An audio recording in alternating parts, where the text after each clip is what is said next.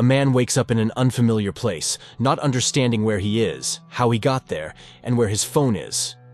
He tries to reach out to someone, but a voice from behind the door advises him to be silent and calm down. An unseen interlocutor informs the man that he has been drugged, and he will feel very unwell for the next few days. But now, it's time for him to work, and he bids him farewell. Joe attempts to make sense of everything that has happened when he hears a small slot opening on the door, through which several food packets fall. Joe rushes to the door and asks the invisible guard for help. He has a pregnant wife at home who needs his assistance, so he needs to get out of here as soon as possible. He is told several times to step away from the door and not to reach his hand into the slot, but the man doesn't listen, resulting in a severe blow to his wrist. He cries, repeating that he doesn't deserve this and shouldn't be here. Later, Joe bends his wrist with his own tie and explores the strange place. He picks up the food and a small water bottle, but just as he's about to try the dubious meal, a siren starts blaring, followed by the voice of the Malord Corporation's AI welcoming him to a training program where he will become the best version of himself. Joe asks for information, but his neighbor advises him to keep quiet. His questions will remain unanswered anyway. A countdown to midnight begins, so Joe needs to prepare for his last hours of rest. The man doesn't understand what this means and tries to find out his interlocutor's name, but the interlocutor is surprised. Do they even have names here? The next minute, screams from people behind the walls start to reach Joe, telling him to be quiet and let them rest. The unseen interlocutor advises Joe to accept that this place is Malord, and now he should try to get some sleep because tomorrow will be the longest day of his life. Joe sits against the wall when suddenly a melodic whistle is heard, followed by a man's voice begging not to do it and promising to exceed the plan tomorrow. However, he seems to be beaten and dragged away somewhere.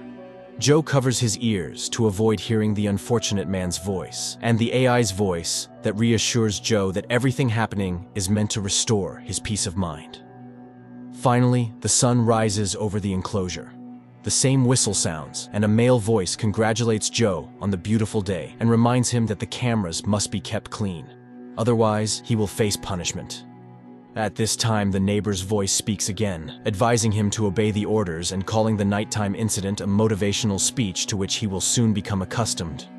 Joe gathers some scarce trash and tosses it into a foul-smelling hole in the floor, covered by a small hatch, and there he notices something strange under his feet and, pulling on a strand, discovers that it's hair, beneath which a human skull can be discerned.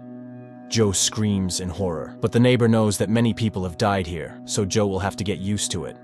The neighbor reminds him of the contract he signed when he joined the company. Malord gives this to everyone, but few read the fine print all the way to the end. So everything has its price. The sooner he gets into the rhythm, the easier his days will be. He just needs to do his work. At that moment, the AI voice kicks in. Joe interrupts it, shouting that he worked for the corporation for 10 years and demands to be released immediately, to which Malord announces that a qualification enhancement seminar begins today. His productivity has declined recently, and now he has the opportunity to rectify it. Joe was once an exemplary employee, but he gradually stopped appreciating Malord and everything she gave him. So now he has a new job that will last from 6 in the morning until 10 at night. During this time, he must turn the mill. 1 point for a complete rotation. His daily quota is 50 rotations. Do less, and he will be punished. But Malord's motto is, enough is not good enough. He must strive to keep his position, salary, corporate apartment, and his life. Malord wishes him success. Joe tries to persuade the AI to release him, but the neighbor advises not to waste his strength. At the moment, he needs to survive, and for that, he must work. And Joe gets to work. At first, it's very difficult for him, but he pushes through, and it starts to move. Malord congratulates him on his first rotation, suggesting a virtual toast for his first victory. Joe pushes the mill, listening to the corporation's advertisements. Finally, the signal for the end of the work sounds, and Malord congratulates him on completing his first day of self-improvement work. He exceeded the quota, which is very good. At night, Joe hears women's screams as Malord announces another dismissal. Later, the neighbor, learning that Joe doubled the quota, advises him not to maintain such a pace. Joe can't understand the point. If he doesn't meet the quota, he's punished, but if he exceeds it and is last among all, it means death.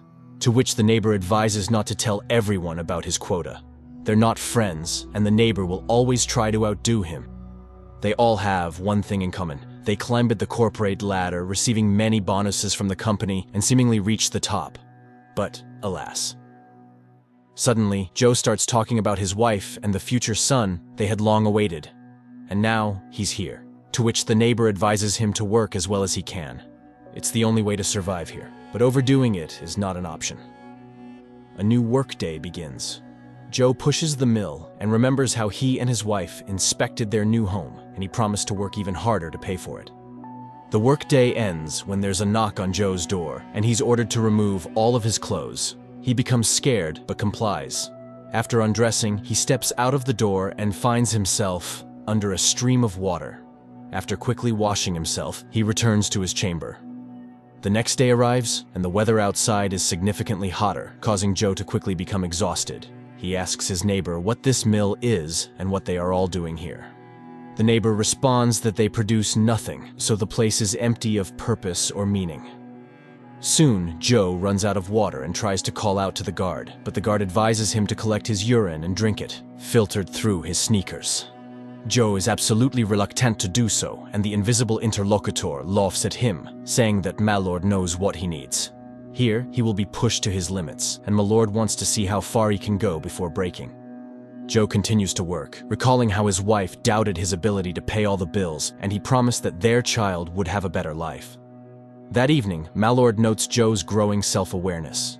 Suddenly, he sees a name carved out: Alex. Later, he asks the neighbor who Alex is, and the neighbor calls him a legend who managed to escape from here. The next morning, Malord thanks him for his diligence and gives him a personalized pen. Then she displays a new daily quota, 370 laps. Joe is horrified and expresses his frustration in the rudest way. The AI explains that people don't always realize their strengths. It's tough, but this is how the world changes. A signal sounds, and Joe starts pushing the mill. Suddenly, he notices that the counter doesn't mark the laps. Instead, a cross appears, indicating punishment. 1 cross equals 2 laps, and it continues geometrically. Then, the person gives up, but Joe is not planning to do that. With all his strength, he pushes the mill. However, his strength leaves him. When the neighbor learns the number of laps assigned to him, he becomes furious. Joe exceeded the unattainable number of laps, argued with Malord, and now all of them will suffer. Malord then announces that he failed to meet the quota and disappointed his colleagues. Taking care of them is the company's main principle, so he will have a new colleague, Kate Stevens. Joe is horrified when he sees his wife's face on the screen and promises to exceed any plan just to keep her from being here. Malord gives him 1 day and activates a massive glowing screen above his compartment, not allowing him to rest. A new workday begins, and Joe starts pushing his mill under Malord's wishes for a productive day. Suddenly, he sees himself in front of him, a second Joe mocking his hopes. He worked his whole life, hoping his efforts would pay off, but now he's failed and should give up. However, Joe stubbornly continues pushing the mill, and at exactly 10 he completes 370 laps. Malord congratulates him on this and cancels the penalty. As motivation, they show him images of his wife with a baby in her arms. Joe cries tears of joy, but immediately afterward, tears of sorrow as he missed his son's birth. In the morning, he asks his neighbor to tell him everything he knows about this place. The neighbor recalls his son, whom he saw only in his childhood because his father was always at work. He advises Joe to investigate the blind spot. Joe rushes to the wall and, after a long contemplation, finds an erase spot. Remembering the gifted pen, he uses it to puncture the wall and slightly expand the recess overnight. But a new day dawns and Joe begins pushing the mill, and at night, he again chips away at the wall. This continues for many days and nights. Eventually, he manages to create a hole he can crawl through. Joe crawls through it, but ends up in complete darkness, where suddenly a person appears, hits him on the head, and wishes him sweet dreams. Joe regains consciousness in his chamber. The hole is sealed, and the AI voice sounds once more. Malord is disappointed, but still willing to give him one last chance. He's so fixated on his desires that he doesn't see the big picture. So his neighbor was punished, and his quota has been increased to 1,000 laps per day. Joe rushes to the wall and learns that his neighbor's leg is broken, and he won't be able to complete even a single lap. Afterward, the man confesses that they are being controlled by a computer he created himself. The first algorithm he wrote self-improved and created the second, and so on. Now, people don't know how it works. Then Joe has an epiphany. If they don't work, everyone's score will drop to 0. And what will the algorithm do then? Joe shouts to the others, telling them about his discovery. People respond, supporting his proposal to stop working. But the workday begins, and everyone starts pushing their mills because they are afraid of dying. Joe tries to persuade his neighbors, but realizing the futility, he cries and picks up the pen. In the evening, he talks with his neighbor, and the neighbor reveals his name, Alex. He also managed to escape from his chamber, but was brought back, just like Joe, so getting out of here is impossible. At night, Joe hears that Malord has taken away Alex. In the morning, the AI wakes him up and, to boost his spirits, shows him images of his wife and their walking baby. Joe is horrified. He can't be here for so long. He shouts insults at Mallard, and he's fired. Immediately, the doors open, and a crowd of clerks enters, positioning themselves on the sides and silently watching Joe as he thrashes among them, trying to get an answer. But then, a man in uniform enters and confesses that he enjoys firings. 12 clerks witnessed each of them. The man loads a syringe and laments Joe's ingratitude when Mallord gave him the whole world. The man hopes to soon have a house available on one of the streets where a single mother with a young son lives. And at that moment, Joe loses control and starts beating him. Mallard announces a security guard's failed mission and his impending firing, while Joe, on the contrary, will be promoted. The man stops, feeling blood on his hands, but the battered guard asks him to continue. And then Joe stands up and shouts that he is not a monster, and he leaves. And right away, Joe finds himself in an office where several employees are sitting, and his interlocutor congratulates him on passing the career advancement simulator. It all happened within an hour, and his son hasn't been born yet. He struggled with middle-level managers but got stuck on the 8th level. Malord realized that he was too good. His productivity increased, his personal qualities improved, and the coup he organized exceeded all expectations. He's a non-conventional thinking leader. Joe takes off the suction cups from himself, but his interlocutor doesn't pay attention and invites him to see his new office. In Malord, there are numerous positions, and you can climb to the top for years. Soon the pair reaches the desired floor, but Joe keeps thinking about the time spent in the simulation. Here's the office with new gadgets. Joe also expects a salary increase and other perks. There's a contract on the table stating that disclosing what he experienced in the simulation will lead to immediate termination. Joe signs it and receives assurances that Malord is his company forever.